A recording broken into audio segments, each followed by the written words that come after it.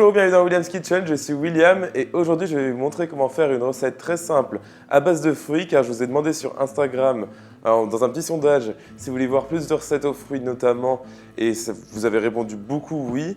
Et donc c'est pour ça que je vous montre aujourd'hui comment faire une sorte de tarte aux pommes et au caramel avec des petits éclats de cacahuètes, une pâte sablée extraordinairement bonne à la cannelle. C'est une recette super simple qui est un bon moyen de faire autre chose que de la tarte tatin ou qu'une tarte aux pommes traditionnelle, vu que vous avez un effet très joli avec les rebords en pâte sablée. Vous allez voir, c'est super simple à faire et vraiment délicieux. Alors on va tout de suite commencer par notre pâte sablée et pour cela je vais utiliser de la farine normale où je vais mettre du sucre blanc. D'habitude j'utilise du sucre glace mais je n'en ai pas aujourd'hui donc je vais utiliser du sucre blanc normal. La seule différence c'est que notre pâte sablée sera un petit peu moins homogène mais c'est pas trop un problème ici. Ensuite je vais ajouter une grosse pincée de sel et de la cannelle moulue et je vais mélanger le tout jusqu'à ce que la préparation soit bien homogène. Maintenant j'ajoute un jaune d'œuf et je mélange à nouveau. J'ajoute mon dernier ingrédient et le plus important dans une pâte sablée, c'est le beurre doux ici. Il sort du réfrigérateur et je vais donc commencer par le mélanger dans mes ingrédients secs et ensuite utiliser le bout de mes doigts en frottant comme ceci pour justement bien pétrir ma pâte et que le beurre soit bien incorporé dans ma farine.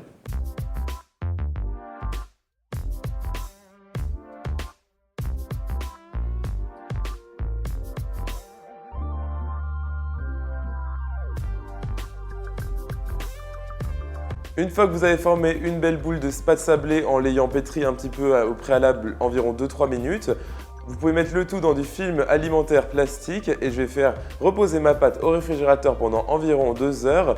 Si vous êtes pressé, mettez-la 30 à 40 minutes au congélateur et ça fera l'affaire. Alors pendant que ma pâte sablée est en train de durcir au réfrigérateur, on peut s'attaquer à la partie caramel. Et pour cela, je vais commencer par faire fondre du sucre blanc et le laisser caraméliser sec dans ma casserole pendant environ 3-4 minutes sur un feu moyen, voire fort. Et surtout surveillez-le, n'hésitez pas à mélanger la casserole sans utiliser de spatule ni de fouet jusqu'à ce que votre caramel soit bien brun et ensuite on ajoutera le beurre. Alors comme vous pouvez voir, mon sucre est maintenant brun et c'est magnifique. Je vais ajouter mon beurre et cette fois-ci vous pouvez mélanger avec une spatule ou un fouet pour bien l'incorporer. Et vous inquiétez pas si jamais les deux se séparent, ça va tout rentrer dans l'ordre quand on ajoutera la crème. Voilà, donc j'ai mélangé environ 1 minute, même pas le temps de faire fondre mon beurre et que ce soit un petit peu plus homogène. Et maintenant, j'ajoute mon dernier ingrédient, la crème liquide, 30% de matière grasse minimum, c'est très important. Ici, on dirait du lait, mais attention, ce n'est surtout pas du lait. Très important dans un caramel réussi. Et vous allez donc ajouter ça et mélanger bien jusqu'à ce que la préparation soit bien homogène. N'ayez pas peur si votre caramel commence à se séparer entre le sucre et la crème. Refaites chauffer le tout pendant 2-3 minutes jusqu'à ce qu'il y ait des belles bulles et que le caramel soit bien homogène. Une fois que mon caramel est bien beau, j'éteins le feu et j'ajoute une grosse pincée de sel. Ici, j'utilise de la fleur de sel. C'est vraiment le meilleur et c'est le plus important. Et aussi de l'extrait naturel de vanille pour donner un très bon goût à notre caramel et je le laisse reposer de côté. Alors pendant que ma pâte sablée est en train de refroidir, je vais passer aux pommes et je vais tout simplement commencer par les éplucher et enlever le cœur. Ici, je n'ai pas le petit appareil vraiment pratique pour enlever le milieu de la pomme, mais c'est pas grave, je vais le faire à la main et au couteau, ça marche très bien aussi. Et ensuite, vous allez trancher vos pommes assez finement.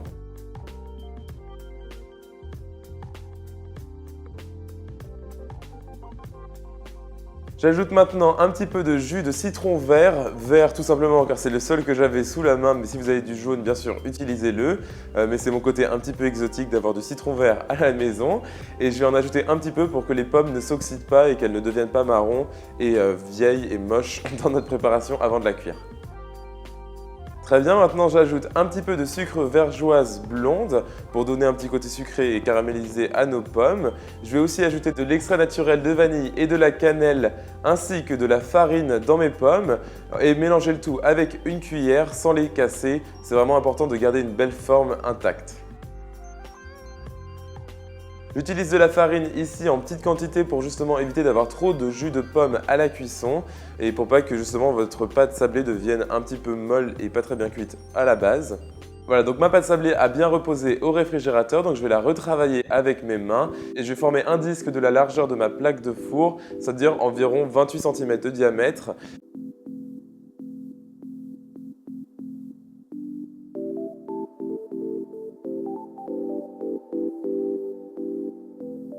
Une fois que ma pâte sablée est bien étalée, je vais venir mettre un petit peu de farine encore sur le dessus pour une fois de plus ne pas avoir trop de jus de cuisson des pommes et que j'ai une pâte qui soit bien homogène et qui ne coule pas. Voilà, donc je vais ajouter mes pommes maintenant sur le centre de ma pâte sablée en faisant attention à les mettre quand même bien dans l'ordre car ce sera plus joli quand vous allez les regarder, mais ne vous prenez pas trop la tête non plus et n'y passez pas 20 minutes. Ici c'est une recette facile du début à la fin, donc on ne perd pas de temps avec ce genre de petits détails superflus. Comme vous pouvez voir, je laisse une bordure entre les pommes et la fin de la pâte sablée pour pouvoir justement replier les bords avant de la cuire. J'ajoute maintenant mon caramel au beurre salé sur mes pommes. Mettez-en autant que vous voulez, ce sera vraiment délicieux et ça va donner un goût merveilleux à vos pommes. Et j'ajoute aussi des cacahuètes que j'ai découpées finement et je vais les déposer sur le dessus, ça va nous donner un aspect gustatif différent. Vous pouvez aussi utiliser des noix de pécan si vous le souhaitez. Le plus important ici, c'est surtout la texture que ça va apporter avec une petite surprise, mais aussi le goût, c'est très important.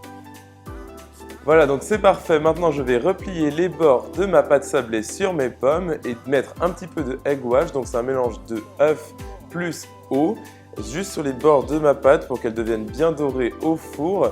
Et je vais cuire ma tarte dans mon four préchauffé à 180 degrés Celsius pendant 25 à 30 minutes ou jusqu'à ce que le tout soit bien cuit, que les pommes soient bien fondantes, la pâte bien dorée et ce sera parfait.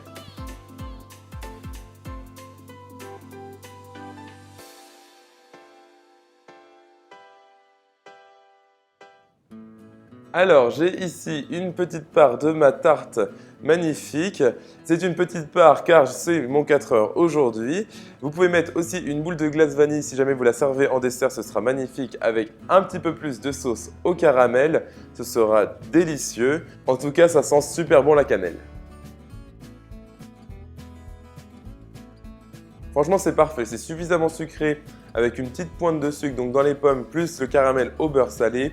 La pâte sablée est extraordinaire, de toute façon c'est ma recette habituelle que je ne changerai jamais car elle est vraiment parfaite, la texture est vraiment magnifique. Les pommes, le caramel, les cacahuètes, tout va super bien ensemble et comme vous avez pu voir c'était super simple à faire. N'hésitez pas à refaire cette recette en la retrouvant sur mon site internet donc williamskitchenblog.com. Vous pouvez aussi me suivre sur les réseaux sociaux donc Facebook, Twitter, Instagram et Snapchat. Je vous partage tous les coulisses de ma chaîne YouTube et moi je vous vois dans la prochaine vidéo. Salut!